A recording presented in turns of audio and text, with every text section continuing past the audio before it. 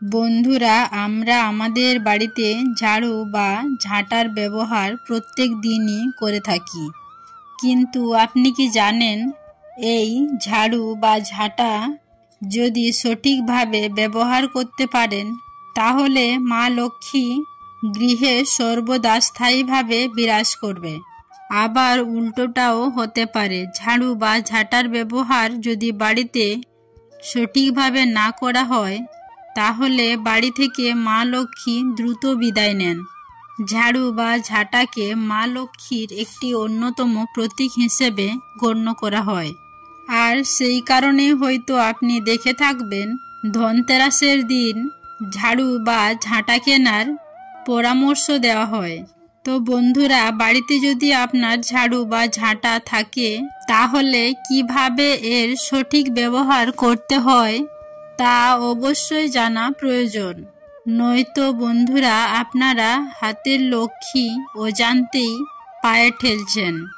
বন্ধুরা, আজ এই ভিডিওতে জানবেন ঝাড়ু বা ঝাঁটার সঠিক ব্যবহার সম্পর্কে।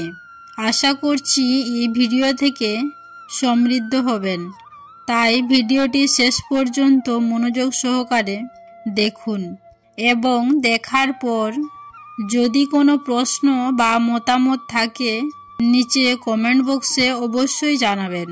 নমস্কার দর্শক বন্ধুরা, ধর্মকথা চ্যানেলে জানাই আপনাদের সকলকে সুস্বাগতম।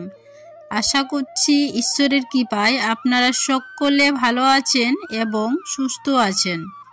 বন্ধুরা, প্রত্যেকটি বাড়িতেই বাড়ি ঘরদোর পরিষ্কার করার জন্য ঝাড়ু বা ঝাঁটার ব্যবহার করা হয়ে থাকে। কিন্তু এই ঝাড়ু বা ঝাঁটা ব্যবহার করার সময় বেশ কিছু সাবধানতা মেনে চলা আবশ্যক, নইলে মা লক্ষ্মী তাতে অসন্তুষ্ট হন এবং গৃহ পরিত্যাগ করেন। মূলত ঝাড়ু বা ঝাঁটার সম্পর্কিত যে প্রশ্নগুলি আমাদের মধ্যে উঠে আসে, তা হলো ঝাড়ু কবে বাড়িতে আনা শুভ, অর্থাৎ কোন দিন ঝাড়ু কেনা শুভ এবং কোন দিন অশুভ, এবং ঝাড় দেওয়ার নিয়ম কি, ও ঝাড়ু বাড়ির কোন দিকে কোন জায়গায় রাখা উচিত, এবং বাড়িতে ঝাড়ু দেওয়া অর্থাৎ ঝাড় দেওয়ার সঠিক সময় কখন। এই সকল প্রশ্নের উত্তর অনেকেই হয়তো কিছুটা জানেন, আবার অনেকেই এমন রয়েছেন যারা এই সকল বিষয় সম্পর্কে এমন একটা অবগত নয়। তবে এই সকল প্রশ্নের উত্তর আমাদের সকলেরই জানা আবশ্যক, কারণ প্রত্যেক মানুষই জীবনে সুখ, শান্তি এবং সমৃদ্ধি লাভ করতে চায়। কিন্তু এগুলি পাওয়া খুবই একটা কঠিন নয়। এর জন্য দরকার নির্দিষ্ট কিছু বিষয় মেনে চলা। বন্ধুরা, ঝাড়ু সম্পর্কিত যে নিয়মগুলোর কথা আলোচনা করব, তার মধ্যে প্রথম বিষয়টি হলো, আমরা যেভাবে টাকা পয়সা সাধারণত ছড়িয়ে ছিটিয়ে রাখি না, মূলত আমরা সিন্ধুকে বা কেশ বাক্সে বা আলমারিতে যে কোনো নির্দিষ্ট স্থানে আমরা টাকা পয়সা রেখে থাকি। ঠিক সেভাবেই যেহেতু ঝাড়ু মা লক্ষ্মীর প্রতীক হিসেবে গণ্য করা হয়, সেই কারণে ঝাড়ুকেও কখনোই কিন্তু যেখানে সেখানে ফেলে রাখা একেবারে উচিত নয়। বাড়ির যে স্থানে সহজেই চোখ পড়বে না, এমন স্থানেই ঝাড়ু বা ঝাঁটা রাখা উচিত। তা না হলে গৃহে টাকা পয়সার অভাব দেখা দেয়। দ্বিতীয়ত বন্ধুরা, ঝাড়ুর মধ্যে যেহেতু মা লক্ষ্মীর পৃথক সত্তা বর্তমান, সেই কারণে ঝাড়ু ব্যবহার করার সময় কখনোই কিন্তু তাতে পা দেওয়া উচিত নয়। এই রকমটা করলে মা লক্ষ্মী দেবী অত্যন্ত ক্রোধিত হন।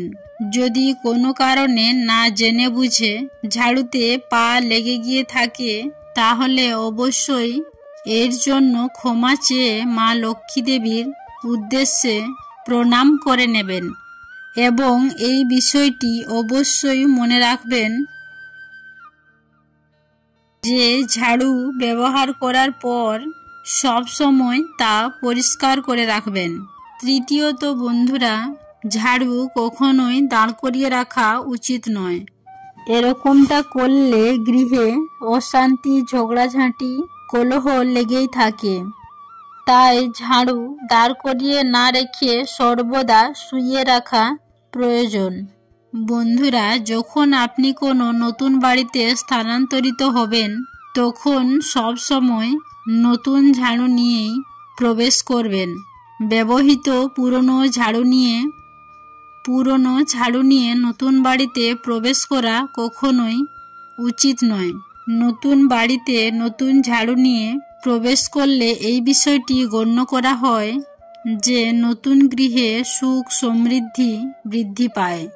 বন্ধুরা, ঝাড়ু ব্যবহার করার সময় মাথায় রাখবেন যে খাবারের এঁটো ঝাড়ু দিয়ে কখনোই ঝাড় দেওয়া উচিত নয়। এতে মা লক্ষ্মীর অপমান হয়। তাই খাবারের অবশিষ্টাংশ যা পড়ে থাকে তা ভেজা কাপড় দিয়ে মুছে নিন। ঝাড়ু ব্যবহার করার সময় আরও একটি বিষয় খেয়াল রাখা প্রয়োজন যে এই ঝাড়ু ডিঙিয়ে যাওয়া কখনোই কিন্তু উচিত নয়।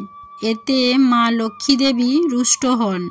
ঝাড়ু কখনোই বিছানা বা খাটের নিচে রাখা উচিত নয়। এতে স্বামী স্ত্রীর মধ্যে দূরত্ব বৃদ্ধি পায় এবং ঝগড়াঝাঁটি, কলহ লেগেই থাকে। আবারও বন্ধুরা, ঘরের মধ্যে কখনোই ভাঙা ঝাড়ু রাখা উচিত নয়।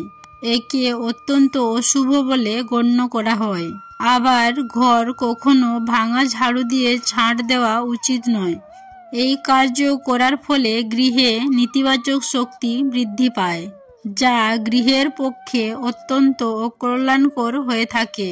তাই বাড়িতে যদি কোনো ভাঙা ঝাড়ু থাকে বা কোনো প্রকার ভাঙা জিনিস থাকে তা অমাবস্যার দিন বাইরে ফেলে দেওয়া উচিত। যদি অমাবস্যার দিন তা সম্ভব না হয় তাহলে যে কোনো শনিবার দিন আপনি এই ভাঙা ঝাড়ু বাইরে ফেলে দিতে পারেন। তবে ভুল করেও বৃহস্পতিবার অথবা শুক্রবার দিন বাড়ির বাইরে ঝাড়ু ফেলবেন না, কারণ এই দুটি দিন মা লক্ষ্মীর দিন হিসেবে গণ্য করা হয়। এই দুটি দিন যদি ঝাড়ু বাইরে ফেলা হয় তাহলে ঝাড়ুর সঙ্গে সঙ্গে গৃহের লক্ষ্মীও বাড়ি থেকে বাইরে চলে যান। বন্ধুরা, যদি আপনি কোনো নতুন ঝাড়ু কিনতে চান বা কোনো নতুন ঝাড়ুর যদি গৃহে ব্যবহার শুরু করতে চান তাহলে সব থেকে উত্তম দিন হলো বৃহস্পতিবার এবং শুক্রবার, এবং যে কোনো পূর্ণিমার দিন, লক্ষ্মী পূজার দিন বা ধনতেরাসের দিনও ঝাড়ু কেনা সব থেকে উত্তম দিন বলে গণ্য করা হয়। এবং এই দিন আপনি নতুন ঝাড়ুর ব্যবহার শুরুও করতে পারেন। তবে এই বিষয়টি সর্বদা মাথায় রাখবেন যে কোনো অমাবস্যা বা শনিবার দিন বা মঙ্গলবার দিন কখনোই কিন্তু ঝাড়ু কেনা বা নতুন ঝাড়ু ব্যবহার শুরু করা একেবারেই শুভ নয়। তবে ওই দিন যদি পূর্ণিমা বা লক্ষ্মী পুজো বা ধনতেরাসের দিন পড়ে তাহলে সেক্ষেত্রে সেই দিনটি ব্যতিক্রমী দিন হিসেবে গণ্য হয়। বন্ধুরা, বাড়ির ঝাড়ু বা ঝাঁটা ব্যবহার করার সঠিক সময় হলো সকালবেলায়। তবে দিনের যে কোনো সময়েও আপনি ঝাড়ু বা ঝাঁটা ব্যবহার করতে পারেন, কিন্তু কোনো অবস্থাতেই সন্ধ্যার পর গৃহে ঝাড়ু বা ঝাঁটা ব্যবহার করা একেবারেই উচিত নয়। এর ফলে গৃহে দারিদ্রতা বৃদ্ধি পায়। বাস্তুশাস্ত্র অনুসারে ঝাড়ু বা ঝাঁটাকে কোনোভাবেই ঈশান কোণে অর্থাৎ উত্তর পূর্ব কোণে রাখা উচিত নয়। এতে ধনের আগমন বন্ধ হয়ে যায়। ঝাড়ু বা ঝাঁটা ব্যবহার করার পর সেই ঝাড়ু বা ঝাঁটা বাড়ির দক্ষিণ দিকে অথবা দক্ষিণ পশ্চিম দিকে অথবা পশ্চিম দিকে যে কোনো স্থানে রেখে দিতে পারেন। তবে শোবার ঘরে সেই ঝাঁটা বা ঝাড়ু যেন কখনোই না থাকে। এবং সর্বশেষ যে বিষয়ের কথা বলবো তা হলো পরিবারের কোনো সদস্য বাড়ির বাইরে যাওয়ার সময় কখনোই কিন্তু ঝাঁট দেওয়া উচিত নয়। এটি অত্যন্ত অশুভ বলে গণ্য করা হয়। বন্ধুরা, ঝাড়ু বা ঝাঁটা আমরা সকল সময় ঘর বাড়ি পরিষ্কার করার জন্য ব্যবহার করে থাকি। তাই এই ঝাড়ু বা ঝাঁটাকে সর্বদাই পরিষ্কার পরিচ্ছন্ন করার কাজেই ব্যবহার করুন। কখনোই সেই ঝাড়ু দিয়ে কাউকে প্রহার করা বা কোনো বস্তু সরানোর জন্য প্রয়োগ করা অথবা কোনো পশুকে স্পর্শ করা, এই বিষয়গুলি কখনোই করা উচিত নয়। গৃহে এই ঝাড়ু বা ঝাঁটা দিয়ে ঘরবাড়ি যতই পরিষ্কার পরিচ্ছন্ন রাখবেন, গৃহের লক্ষ্মীকে ততটাই প্রসন্ন করতে পারবেন। এবং ঝাড়ুর ব্যবহার সম্পর্কিত এই বিশেষ নিয়মগুলি যদি মেনে চলতে সক্ষম হন, তাহলে নিঃসন্দেহে জীবনে সুখ, শান্তি, সমৃদ্ধি বৃদ্ধি পাবেই। আশা করছি দর্শক বন্ধুরা, আজকের এই ভিডিওটি আপনাদের ভালো লেগেছে। ভালো লাগলে অবশ্যই একটি লাইক করবেন এবং কমেন্টে আমাকে জয় মা লক্ষ্মী লিখতে ভুলবেন না। সবাই ভালো থাকবেন, সুস্থ থাকবেন, এই কামনা করে আজকের ভিডিওটি আমি এখানেই শেষ করলাম। নমস্কার ও ধন্যবাদ। ঈশ্বর আপনাদের মঙ্গল করুন।